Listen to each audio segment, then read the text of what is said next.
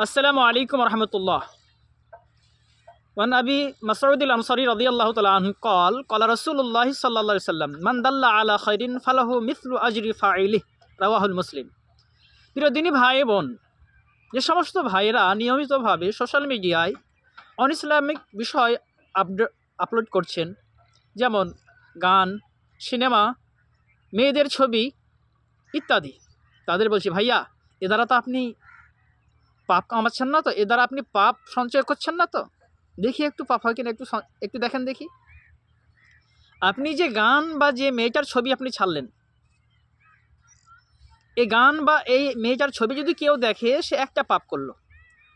আর এই ছবিটা যদি 100 জন দেখে বা 1000 জন দেখে, তাহলে 1000 জন যদি দেখে, তাহলে 1000 জনের 1 টাকার পাপ হলো, আর আপনার কি হলো? 1000 পাপ হলো। যে দেখলো তার একটা পাপ, আর আপনার ভিডিওটা যেহেতু দেখলো 1000 জন, তাহলে আপনার 1000টা পাপ হলো। কেন? দলিলটা কি? আছেন বুখারী মুসলিমের একাধিক হাদিসের গ্রন্থে আছে যে পৃথিবীর প্রথম যে হত্যা করেছিল সেটা হচ্ছিল আদম পুত্র কাবিল, হাবিলকে হত্যা করেছিল। রাসূল সাল্লাল্লাহু আলাইহি ওয়াসাল্লাম বলছেন, কিয়ামত অবধি যতগুলো মানুষ অন্যায়ভাবে মানুষকে কী করা হবে, হত্যা করা হবে, মানুষ নিহত হবে, তার পাপের একটা অংশ কার পরে? কাবিলের উপরে চাপবে। ঠিক একইভাবে আপনি যখন কোনো একটা অন ইসলামিক পোস্ট করবেন, যতজন মানুষ দেখবে, সেটা আপনার কী করবে? একটা পাপের অংশ আপনার প্রতি চাপবে। প্রিয় ভাই আমার, অতএব সাবধান ও সতর্ক হয়ে যান। তাহলে আপনি কি করবেন? আপনাকে বলি ভাইয়া, এই সময় দিয়ে একই সময় একই এমবি খাবে, আপনি এই পাপমূলক কোনো বিষয়, অপরাধমূলক কোনো বিষয় না আপলোড করে আপনি ইসলামিক জিনিস পোস্ট করুন। তাহলে কি হবে আপনার? এটা আপনার কি হয়ে যাবে? এটা আপনার একটা নাজাতের মাধ্যম বা আপনার মুক্তির একটা মাধ্যম হয়ে যেতে পারে। সহিহুল মুসলিমের মধ্যে হাদিসটি এসেছে, যেটা আমি বললাম, আবু মাসউদ আনসারী রাদিয়াল্লাহু তাআলা বলেন, রাসূল সাল্লাল্লাহু আলাইহি ওয়াসাল্লাম বলেছেন, মান দাল্লা আলা খায়রিন, যে ব্যক্তি কাউকে কোনো ভালো কাজের পথ দেখিয়ে দিল, ফালাহু মিসলু আজরি ফাইলিহি, সে ব্যক্তি অতটা সওয়াবের অধিকারী হবে যে ব্যক্তি ওই ভালো কাজটা করবে। অর্থাৎ বুঝতে পারছেন না হয়তো, একটু ভালো করে বুঝুন। আপনি একটা কি বললেন, একজন মানুষকে, একজন বেনামাজি মানুষকে আপনি নামাজের কি করলেন? নাসিহা করলেন, নামাজ পড়ার ব্যাপারে তাকে আপনি উপদেশ দিলেন যে ভাইয়া, আপনার বয়স তো হয়ে গেছে, আপনি মুসলিম ব্যক্তি, নামাজ পড়ছেন না কেন? আসেন আজ থেকে নামাজ পড়া শুরু করে দেন, আজ থেকে নামাজ পড়তে আপনি আরম্ভ করে দিন।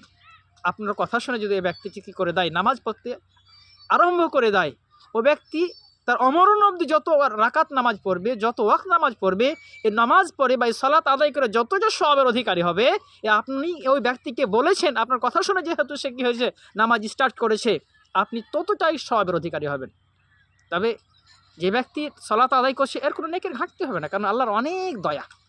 প্রিয় ভাইরা আমার, ঠিক একইভাবে যদি আপনি সোশ্যাল মিডিয়ায় কোনো একটা ভালো ইসলামিক পোস্ট, ইসলামিক কোনো একটা বিষয় পোস্ট করলেন, কারো একটা ভিডিও শেয়ার করলেন, বা কোনো নিজে আপনি কিন্তু কোরআনের একটা আয়াত বা একটা হাদিস আপনি আপলোড করলেন, আর এটা দেখে যদি একজন মানুষ সংশোধন হয়ে যায়, পাপের পথ ছেড়ে যদি নেকির পথে, সৎ পথে যদি ফিরে আসে, ধরুন একজন মাতাল নিয়মিত মদ খায়, পান করতো, সে আপনার একটা পোস্টের ফলে সে মদ পান করা সেদিন থেকে ছেড়ে দিল, এবং সেদিন থেকে সে ভালো কাজ করতে শুরু করলো। তাহলে কি হবে? ওই ব্যক্তি মদ পান করা ছেড়ে দিয়ে, পাপের পথ ছেড়ে দিয়ে যদি সৎপথে আসার ফলে সে জান্নাত লাভ করতে পারে, তাহলে আল্লাহ সুবহানাহু ওয়া তাআলা আপনাকে এর বিনিময়ে আপনাকেও জান্নাত দেবেন। হতে পারে এটা আপনার মুক্তির একটা মাধ্যম হয়ে যেতে পারে। অতএব ভাইয়েরা আমার, আসুন এই সোশ্যাল মিডিয়াটাকে আমরা দিনের কাজে ব্যবহার করি, দিনের প্রচারের স্বার্থে ব্যবহার করি, ইসলামী বিষয়গুলো আমরা আপলোড করা থেকে বিরত থাকি, যেটা আমাদের পরলোকী জীবনে নাজাত পাওয়ার একটা বাধা হয়ে দাঁড়াবে, এরকম কাজ যেন আমরা না করি।